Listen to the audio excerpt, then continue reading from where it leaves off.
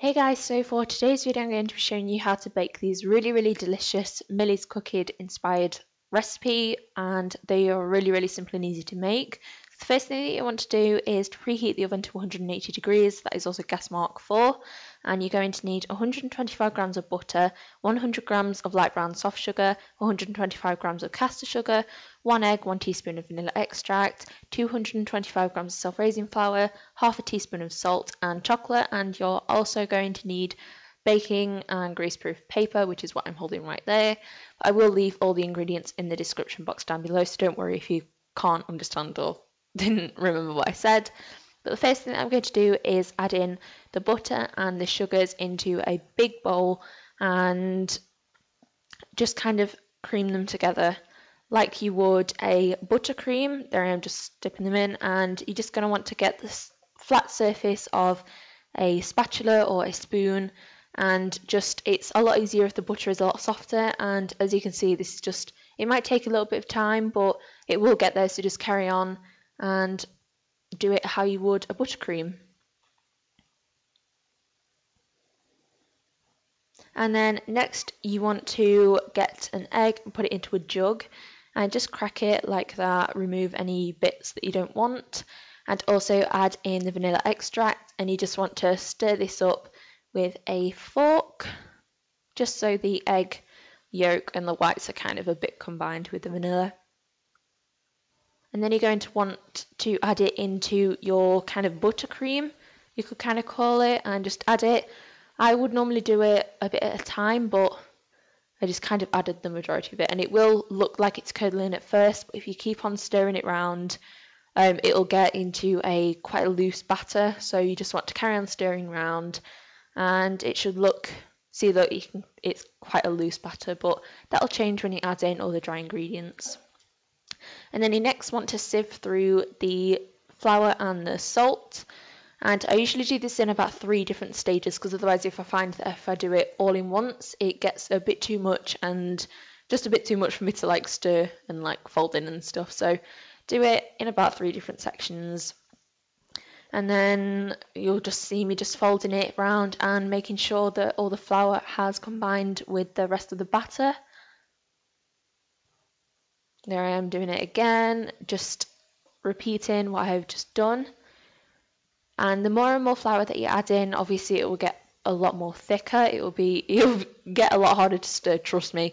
My arms were absolutely killing after this, but I'm telling you, it's worth it with these cookies because they are amazing and they're quite simple to make actually. As you can see, it's quite a thick batter now, and I'm just going to spoon it into 2 different bowls because I'm adding different chocolate chips for, well, they're not chocolate chips, but different chocolate for each one. So I'm just kind of dividing the mixture, but you don't have to do this. If you want the cookies to all have the same kind of ingredients in, then do that. But for one of them I'm using these M&Ms, and they are Brazil themed because it is now the World Cup, and the other one I'm using Magic Stars. Brazil themed M&Ms, how cool is that? I mean, look at the colours. It is just all the colours of the Brazil flag, and England are playing tonight, so woo woo. And to the other one I'm just adding the Magic Stars. I also added 2 bags, well it was kind of like 1.5 because the recipe does say 200 grams, but I like to use 300 and I always love extra chocolate. So I just stirred them all in, and there they are, just all nice. The cookie dough tastes amazing, and I'm just lining a tray with parchment paper or greaseproof paper, whatever you want to call it. And a tip that I like to do is scrunch up the paper and then unfold it, and it will kind of stick a bit better to the tray.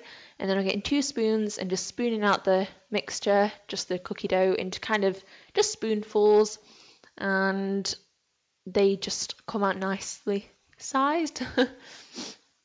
I haven't filmed me doing all of this because it literally took me a while because I'm really slow at doing this, but as you can just kind of get the gist of what I'm doing.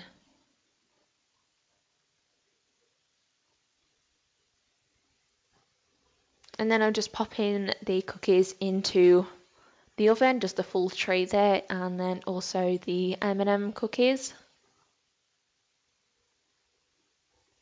The Magic Stars side of the cookies did make a few more than the M&M's ones, but obviously Magic Stars are a bit smaller, so it goes a little bit further. And just putting them into the oven and closing the door. And I know that says to cook for 7 minutes, but trust me, that is what the recipe said, but they will need about 10 to 15, and I'm just checking them after 10 minutes because I realised that they definitely weren't cooked enough. But what you want to do is to check if they are cooked is to get a skewer and put it into the cookie, and if it pulls out clean, like there's no batter on it, then you know that the cookies are baked. If not, just do it until they are golden brown. And here I am, I've taken them out, let them cool down, put them onto a plate. And yeah, I hope you like this video. Give it a like, thumbs up, whatever, and I shall see you in my next video.